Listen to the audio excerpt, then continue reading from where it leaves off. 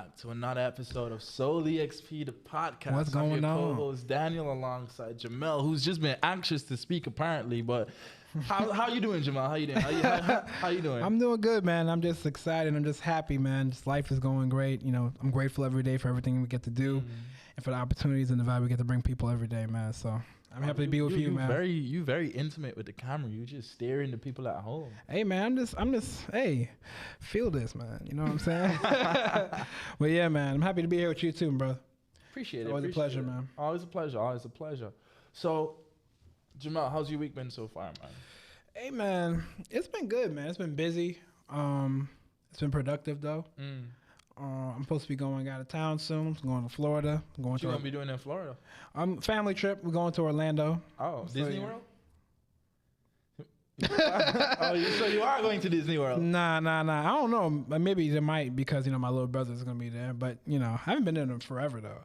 It's like a resort we're going to. But then after that, I'm going to Georgia for Invest Fest. So that's going to be great. So stay tuned for all the footage and content for that as well. Jamell is actually originally from Georgia. Indeed. Well, you know, no, he's actually originally from Brooklyn, but moved to Georgia when he was younger. Yeah. And now he's back in the Big Apple. Indeed. Indeed. In Doob. In Doob. This is a shout out to Tyler, Aiden, Kyle, Drew, Lamont. Yeah, man. Malik. Yes, sir, man. Indubitably. Yes, indeed, man. I'm so glad I said that word right on the first time. Yeah. Because I'm glad we won't have to edit that out. But yeah, we're going to just get back in, guys. We're going to continue what we're discussing from last week about creativity. If you tuned into last week's episode, you would know that we gave a brief introduction about who we are, what we're doing, what creativity is, what Soul Exp The Podcast is all about. But we realized in hindsight that you guys, you know a bit about us and you know what the podcast is about. But today, before we get into the episode, we're going to go with a little bit of story time. So today's story time is going to be how me and Jamell met. And how is it that after meeting, here we are years down the line, we're sitting down together doing this podcast, bringing this content to you people. It's a crazy story. I'll let Jamell start. Go ahead, Jamell. Whew. Okay, so where do I start? Where do I begin? I put him on the spot. He don't remember. Nah. Where do I begin? So it started with St. John's, right? We both go to St. John's University. And I came into a friend group of people. My boys, Aiden, as we said before, Tyler, Malik, Drew, Kyle, Lamont, and including Daniel, of course. And we came into them and we just had natural camaraderie, you know. And it was just it was amazing just that feel, that sense that we had. It was like a group of like guys who just like took care of each other in the sense of like, you know, we always had each other's backs. Yeah, always looked out for each other. Always made sure we looked out for each other. It was amazing. It was a great experience. I know not everybody's blessed to have that type of fortunate circumstance, especially in college and things like that. It's a interesting time in your life to grow, and you know, but having that type of fellowship was amazing. So. And the crazy thing is, similar to Jamell, I met Aiden first because I met Aiden first in Taffner, and Taffner is basically one of the indoor courts at St. John's, which the students use as well as faculty. Yeah. So I met Aiden in Taffner, and then through Aiden, I ended up meeting everyone else, and then I ended up meeting Jamell because I came in the second semester as a transfer in freshman year, so I didn't get the opportunity of living with them guys, and then I became their RA. Which was even more interesting. And then they lived with me while I was a SRA, and Jamell was always over. We have a video actually of Jamell that we're actually going to put that, we're going to put a little clip of that video. Jamell in the, describe the hat, young sir. Describe the hat for us. I call it the Anthony Hamilton. Anthony Hamilton. Yeah, man. Oh, man, that was a good time, man. That wasn't even my hat. Hey, see, man. I wouldn't have known that. I wouldn't have known that if you didn't tell me that. Yeah, man. I just got the hat, and it just worked out, especially for the event we were going to that night. So you know. But here we are, and so over the last few years, post graduation, Jamell and I have kept in contact. We just kept talking, kept reaching out. Jamell would share content, as he said in our first episode, Jay Instrumental on IG and all social media platforms. Definitely check him out. But he was posting content stuff called quarantine jams during the COVID lockdown. With Randy Mason. With Randy Mason. Shout out to Randy Mason. Yes, indeed. We're going to have him on the podcast soon, too. Yes, sir.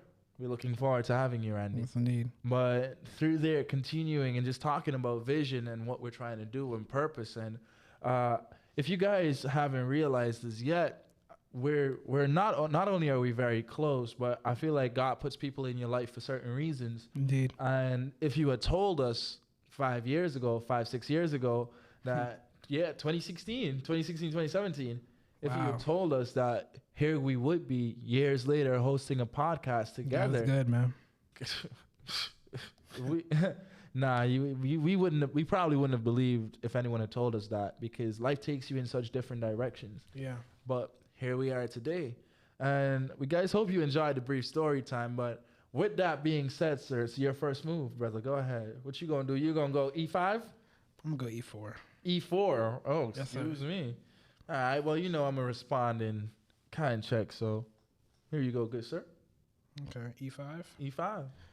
I'm going to do knight to F3. Knight to F3. Guys, today's game is already going to be a banger. I'm going to do pawn to C6. I'm going to do pawn to C3. Pawn to C3. All right. I see you, sir. Pawn to pawn to C3.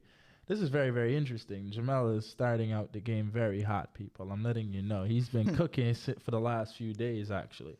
But yeah, today's episode, while we're going What'd you just do? Oh, my bad. I did knight to F6, sorry. Knight to F6. Knight to F6. I'm going to do pawn to D4. Pawn to D4. Ooh. Wow. This is interesting. But I think I'm going to do knight to E4. But as I was saying, guys, today's episode, we're going to talk about creativity and how creativity mitigates D5. risk. Got you. D5. How creativity mitigates risk. And when we're talking about risk and creativity, essentially mitigating risk, what does that mean? So we're going to break it down slowly. So Jamell, you want to tell the people, and my last move, by the way, was pawn to D5, capturing the D5 square, removing Jamell's pawn that was on that square already. Okay. So going with the creativity and how it mitigates risk. What does that mean, Jamell? So with an example, if anyone who knows chess know, I'm really taking a lot of risk right now, offering up pieces and things of that nature. I'm utilizing my creativity to mitigate that risk, and by this method is actually called the Ponziani gambit. So I'm going to, first of all, I'm going to do knight captures E5 real quick, and then yes, when it comes to just creativity, it is something that we use to be resourceful. And it is something that we use to turn around our circumstances. So I think I gave a brief example last week where we talked about how if I was to say I need $100 for something, but I didn't have $100, I couldn't really conceive a way to just get $100 right off the rip. How can I get $10 10 times, right? How can I get $5 20 times, right? So how could I get... You said 100. How could I get $1 100 times, even if you want to break $2.50 times? So how can I do certain things that's going to get me the certain outcomes and goals that I want to achieve, right? So when it comes to creativity and when it comes to risk, like I said before, you mitigate risk with action, and your action is going to come with your creativity. Your creativity is something that you use to transcend the scope of what you think you can do. So there's a lot of different things that kind of conforms us. But when you have a mind that goes outside of the box, you are able to then break boundaries that you didn't think you can do before. That's a very valid point. And I like that you touched on that, because I think about it, again, when we're talking about creativity, mitigating risk. And what does it mean if you spend 10 years doing one thing? and then you realize that, oh, well, actually, you know what? Let me scale this example back and restart it. So, you know how you hear those stories of, man, I've been working on my craft for the last 10 years, grinding. Yeah. And now here I am. I finally made it. Right? And a lot of people see that quote unquote overnight success. Like, look at Post Malone, right? Everyone knows White Iverson. Yeah. Look at St. John's. Everyone knows St. John, sorry. Everyone knows about Roses. Everyone knows about Wedding Day. Everybody knows about Who Do You Blame? Shout out to St. John as well. St. John is Guyanese. I am also Guyanese. Rep the 592. But quick plug. But no, when you listen to their stories and you hear what they've done, they had a dream and a creative vision, and they followed through, and they took the risk where, for Post Malone, sleeping on friends' couches. Yeah. Doing all kinds of things, days where he didn't eat and that kind of stuff. And here Post Malone is one of the most widely known artists in the world. And I mean, White Iverson, within its first night, did almost, 100 million? Something like that. It was crazy. It hit crazy numbers. It hit crazy numbers, but their creativity mitigated the risk. Yeah. Because going back to what we said last week about consistency, the fact that Post was, and I'm sure there are other artists that we can use as an example of this as well, but the fact that you see Post Malone putting in all that work, you think about J. Cole, and I know I could talk about J. Cole with the right person because you are a J. Cole fan. Amen. Also, J. Cole World. You know, that boy Jermaine went to St. John's as well. Indeed. So, you know, we're going to keep it relevant. But yes, sir. But look at J. Cole, Dollar and a Dream, moving to New York, doing all these things. And now J. Cole is he's a GOAT in the music game. As an artist, he is a GOAT. Look at him, what he's doing in terms of playing basketball. How do you drop an album called The Off Season in the off season while you're preparing for basketball and playing professionally? But mitigating those risks is that consistency within the creativity. Because even as a personal example, and I'm sure you could relate to this, Mel, is that with the book that I just completed, that I'm still, that right now is in pre-publication phase and is with the sample readers. But 2 years ago when this thing started, I look back at those 2 years now, and I've grown so much in my artistry and in my creativity as well. I'm able to think in different avenues because I stayed consistent with it. And I was putting in the work, writing still within those 2 years. So now here I am when I'm able to put this together, and I'm mitigating how much risk goes. Like, yes, there's the possibility that the book won't be that successful, but on the other side, I've mitigated that risk by the quality of the content that has been produced and has improved over that last 2 years. Because if you see the work that was done 2 years ago, content was amazing, incredible, neat, but it was missing something. And now here we are 2 years later, staying consistent with it.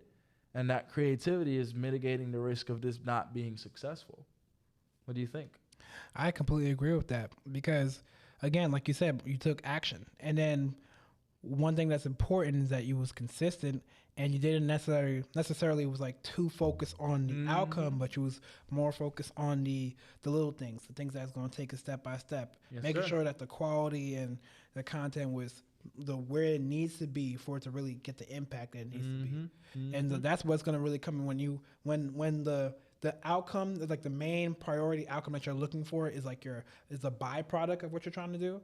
When you put that on the back burner, when you realize that there's something called lead and lag indicators. When you focus on the lead indicators, because the lag indicators they're great. You want to have them, but like they're not the things that you're going to be able to achieve right now. So you want to be able to focus on lead indicators to build yourself momentum to where you're trying to get to. By the way, D6, pawn, D6. You said pawn D6. Yeah, right here.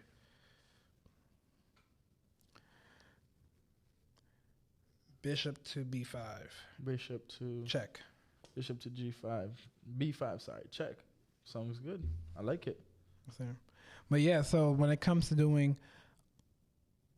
just like any type of creative aspiration, you want to be consistent and not worry about the long-term outcome as much as you are working, or make sure you're focusing on the short-term things that you can do daily to get yourself the efforts and get yourself the results that you're really trying to achieve, because it's not going to come from just focusing on the long term. I agree. It's never going to come from just focusing on the long term. You got to do you gotta be consistent. You gotta be disciplined and do those things daily.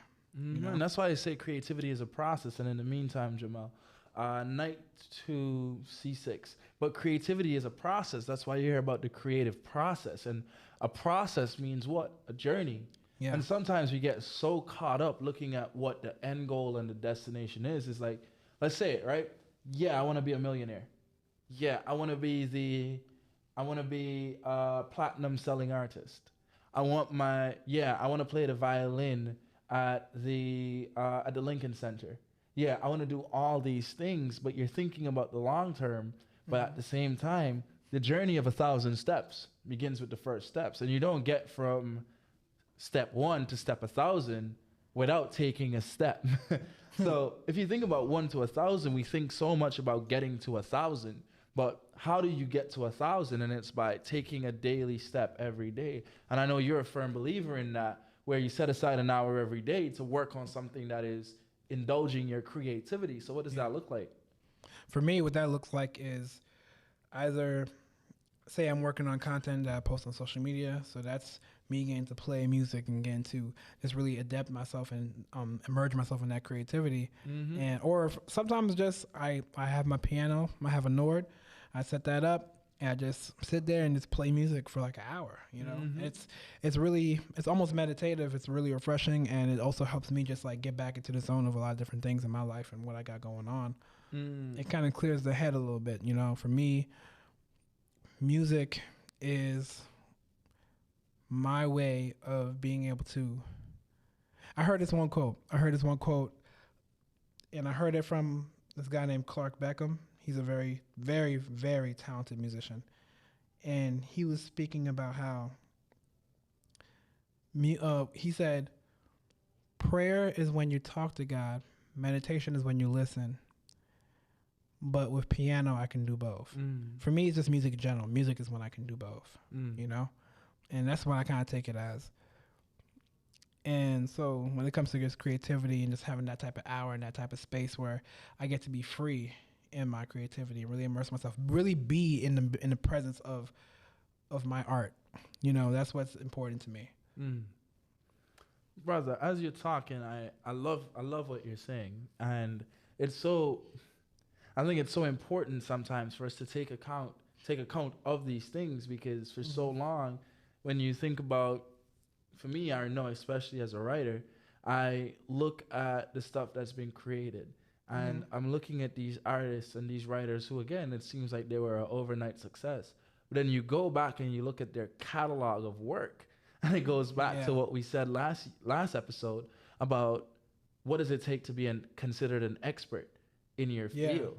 And it's 10,000 hours. And if you think about that within your own sense, whether it's creative thinking or creativity in the sense of running a business, because to run a business, you need to be creative. Things pop up all the time. Yeah. Situations that you have to handle. You're a business owner. I'm a business owner. We understand that. Yeah. Like, you're handling problems on a daily basis you're thrown into things where you're thinking, I got to figure this out, or I got to meet this, or this client expects me to do this. How do I get this for this client?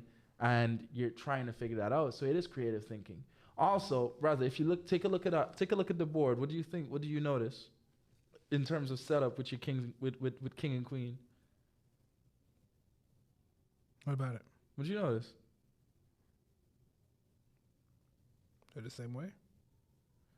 What do you mean? What are you asking? I'm in his head. I'm in his head, people. It's a mind game. I don't like that. I have a friend, right? Let me show you creative thinking at work. If you're playing a game of rock, paper, scissors with him, right? He tells you, I'm going rock. And you'll be like, there's no way he's going rock. So you'll go scissors, and he's gone rock. Yeah. So you see, like, even small applications. Oh, okay. See? You're having fun, huh? Yeah, he's thinking outside the box. By the way, it's your move because it was knight to C6. Oh, you moved? Oh, yeah, knight to C6. All right, cool. Let me go ahead and do.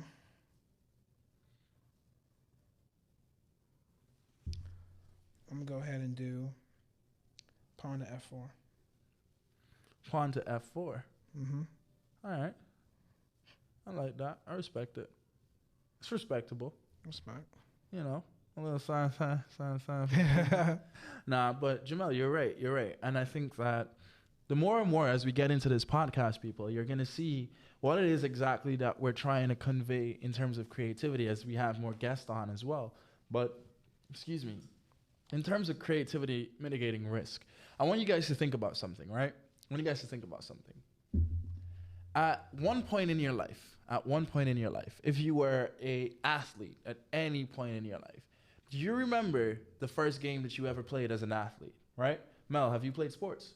Yes. All right. You remember the first game you played as an athlete, right? Yeah. You're sitting now, you're nervous, you're thinking going into the game, what am I going to do, right? Mm-hmm. Now, again, creativity mitigating risk.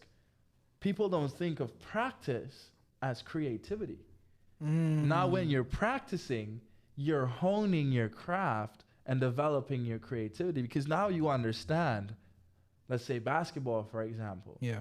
Now I know that if I drive right, I shoot better when I go off the right. But now I can also, if people expect that I'm going to shoot when I go right, I can always drop a quick crossover and go left. So now you know all of that and you get into your first game, but you've practiced. Now after you've played your first game, you know what is coming up in your second game. You practice again for the week leading up to your second game. How do you feel going into your second game? More comfortable. More comfortable, more confident. More confident. Is there the same risk that you're going to mess up as badly? Yes. There is the same risk. The same risk is there, but you mitigated it. And how did I mitigate that risk? By taking action, doing the right things daily, doing little things, practicing, and going hard. So again, when you look at, let's think about high performance sports now like Formula One, where you hear, he took the risk. But again, he was creative. Do you think he just pulled that out? Think about Steph Curry. all the half-court shots this man throw. You know what I'm saying? But he trusts himself because he mitigated the risk by taking action and being consistent in his practicing and in his discipline of how he operates in his day-to-day routines. Exactly. And I'm glad that you touched on that. So again, it might sound like we're repeating the same things over and over in different words with creativity mitigating risk and what is risk and what is mitigation. And now we're getting into definitions. But if you actually break it down and sit down on the level that we're saying and you see that if I, even in school and as a teacher, I see it all the time, the kids that, again, work on their writing, the kids that are there after school asking questions, are mitigating the risk of getting a bad grade in the next assignment because they're sitting down and finding new ways to learn this content. Yeah. It happens in every arena of life. And it's just one of those things that you sit down and you look at and you think, wow, like these kids are really doing what they have to do when they put their mind to it. And it's a beautiful thing to watch and to watch their creativity unfold really and truly. And another thing for me, like another example I can bring up when it comes to just creatives and just like, that consistency, that action and decreasing the gap between the chance of failure and like the real opportunity cost is the example between how a good example is Steve Wells. Steve Wells is a videographer, and man is extremely dope at what he does. He's very talented. He has so much work ethic, and his work ethic is what he's I think he's mainly known for. That's like his brand. Like it's Steve Wells and House of Wells, and you are now entering a vibe. But like his work ethic is like what you really know him for, like the passion that he has, his drive, his love for what he does, and I remember watching some of his videos. He's talking about, like to be where I'm at now. I'm so thankful because like he had all his like old camera equipment and his newer stuff. He's like, these right here are hours of insecurity, hours of not knowing if I'm going to make it, hours of this, that, and the third. And like, look at where he's at now. He's touring the world with Russ, one of the dopest artists that we have right now. He's touring the world with Russ right now on a world tour. So. And that's what I'm talking about when it comes to like, you have the opportunity and the ability to take your life in whichever direction you choose to, as long as you do whatever creative gift or passion that you have and you actually take action and be consistent, you can do whatever it is that you need to do, and you can make your life the way you want it to be. You can curate your own reality. Just like how I'm about to take this queen to and H4. put it. Yeah, I know. I see it. I'm putting it in check. I see it. That's cute. That's real cute. I mean, you can't eat nothing. You can't eat you can't take my queen. You can't capture my queen. I said eat. That's how you know I'm Caribbean, people. you can't eat up. I'm gonna do knight to G3. That's my knight, brother. I know that. That's my knight, brother. Yes, indeed. Yes, indeed. What did I brought up? But yeah, so I'm gonna do. Oh yeah, I'll just do pawn to G3. Pawn to G3. I gotta say, brother, I love that for you. I really love that for you. But you know what? What we gonna do? What we gonna do?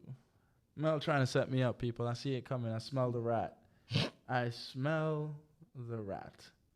Now, we could do two things right here, right? You can do it the easy way or the hard way. We could do it the easy way or the hard way, right? So for people that are looking at the board right now, if you've never played chess, I'm about to tell you what could happen, right? I can move my queen from H4 to H3, and I'm out of trouble, right? I'm out of trouble. Jamell can't take my piece with any of his pieces, right? Because for the pawns can only eat in what, Jamell? Diagonal. Now, let's say that I wanted to be fancy with it, but I said, I moved, if I wasn't paying attention, I did queen to G4. Now, Jamell's queen is sitting right here looking at my queen like, what you gonna do, brother? What you gonna do, sis? When they come for you? Exactly. Or... Bad girls. Even, it doesn't matter. If I go G4, H5, Jamell's queen takes my queen. So if I think about going to, let's say, I'm not thinking about going anywhere else, brother. I'm just going to do queen to H3. Okay. Yeah, the thing with chess is like, it's more about like just putting a lot of pressure. It's imposing a lot of threat on the pieces, and that's what kind of like really drives the game. And he's preaching, and that's life, because life tries to put as much pressure, as it can on you, and the same way that chess plays out, and you got to find your way out of pressure. You also gotta maneuver, navigate, figure out, take it slow. Sometimes chess is a fast-paced game that's over in 3 moves. It's a game that also can take hours at over 100 moves being played, and the same is true for life. The same is true for creativity, because I can sit down and I can look at this chessboard and I can see a million different ways. Someone else can sit down and look at this chessboard and see something that they don't understand. And once you understand or have an understanding of something, you're then able to take it and mold it in a different way. You don't start off playing music by, traditionally, you build your way up to getting to playing Mozart pieces. You don't just pick a piano up and start playing Mozart. And if you do, by ear, you're a prodigy. And somebody sign that kid. Yeah. Sign that kid. But that's the same thing. Once you have that understanding and you're able to learn, and that's what life is about as well. Once you're able to take the situations that you've been in, because even with the game of chess, even with the game of creativity, even with the game of life, it's about building on the things that have come before. Because you learn from your mistakes, quote unquote. You learn from your failures. But I like to look at it not as you learn from your mistakes, but you learn from, again, your decisions. Because I feel like when you frame something as a mistake, your mind sees it as, that should have never happened. But if it never happened, would you have discovered this about yourself? Yeah, I think it's all about your perspective. I once heard this man named Taylor Welch. He's a very wealthy individual, very successful individual. And he has this podcast called Daily Mind Medicine. And he was talking about how we need our problems in our lives, right? We need the struggles. We need our problems, because it's that opposition that keeps us that tension, that opposition that keeps us going hard, that keeps us going, and it keeps us to be able to survive. But it's the difference between having problems and understanding that you need your problems and then also being able to have a better perspective about it. Because essentially what he said was, your problems keep you from dying, but your perspectives keep you from living. You know what I'm saying? And I was like, wow, that's an interesting way of seeing things. That's profound. You know, so I was like, that's a very interesting way of seeing things. We need our problems to really keep going forward in life, because we need that opposition, we need that tension. But like, depending on how we view ourselves and depending on how we view it, like, we're not really living. We're just kind of like staying stagnant. We're staying delayed. And I agree with that. Go ahead. Rook to G1. Rook to G1. That's a great move, Jamell. That's a great move, brother. I like that move. Appreciate it, man. That's a move of power. That's a move of creativity. Indeed. That's a move that says Soul Exp. No, but Jamell, you're so right about that. That when you think about problems and comfortability, and this is something that I learned from my mom, actually. My mom said to me one day, I remember I was telling her, like, Mom, I'm living in the U.S. on my own. Like, you don't understand what this life is like, especially when you've left your own country where you're a first-class citizen in your own country. You get to another country and you're a third-class citizen. And she said to me, if you're comfortable, you're not growing. I said, what? Yeah. She said, if you're comfortable, you're not growing. And I'm not talking about comfortable in the sense of your environment or like where you're living, but in general in life, if you are comfortable, that means that you're not pushing yourself to new heights. If your environment is too comfortable, where you have friends that are keeping you at a certain level, you're not being pushed or tested, you're not growing. That's why you see so many people that have you ever been back to your city and interacted with some people? And it's not an ego thing, but you look at them and you're like, damn, man, like you're still in the same place. Yeah. And it's like your mindset hasn't changed at all. But why? Because you've been doing the same thing for so long, where you've not been challenging yourself, where you've not been in situations that help develop your character, because character is built through growth. Growth is achieved through putting yourself in uncomfortable situations. Yeah. The only way you get stronger, whether it's in the gym or stronger at your craft, is by being terrible and being uncomfortable and going through those growing pains. Yeah. So if you're not growing, if you're comfortable, you're not growing. And if you're not willing to grow, then you're essentially not mitigating risk, because if you're not progressing and you're not developing and using your talents, and we're not saying, at least I'm not saying, and I don't know if Jamell is, and I don't want to speak for him, but I'm not saying that you have to be like Kobe Bryant and be obsessive with it, where you're Mamba mentality, where you're up at, I saw an interview with him. He said at first I will wake up at 7. No, he said if I woke up at 7 and I practiced from 9 to 11, that's 2 hours. Yeah. I go home, I eat, I recover, and I work out again from 4 to 6. Yeah. I put in 2 sessions. He said, I looked at it and I said, what if I wake up at 4 and then I work out from 5 to 7? I get back home and I eat. Now I can go again from 9 to 11. Now I go again from 4 to 6. And now I go one last time from 9 to 11. I've just put in 4 practices. He said, and it doesn't matter how much work that somebody puts in the off season in the summer, I'm going to be years ahead of them when you look at me doing that consistently. And I'm not saying that that's how you need to be that obsessive with it, where for 23 hours out of a day, you're working on your craft, because there's something that's called burnout. Yeah. You're going to get fatigued. But if out of a 7-day week, half of your week, or the majority of your week, which is 4 out of 7, you're putting in the reps. You're putting in reps, and you're doing that every week in, week out. Think about how much further along you would be in 3 months. Think about how much further along you now be in 6 months, 9 months, 12 months. Yeah. I'm gonna keep going. 15, 18. I like counting days. You know, I always say this too. I've been saying this a lot within the last year. It's a thought that came to my mind and just always been saying it. It's everybody's goal oriented, but not everybody's growth oriented. You know, because not everyone's willing to do the things that are uncomfortable and get themselves uncomfortable to be able to do those things, and to just, you know, take their lives to where it needs to be. You know, there's risk in everything in life, but you know, I think the bigger risk is to stay where you're at. You know, there's a cost of inaction versus whatever, you know, that's like a higher risk than anything.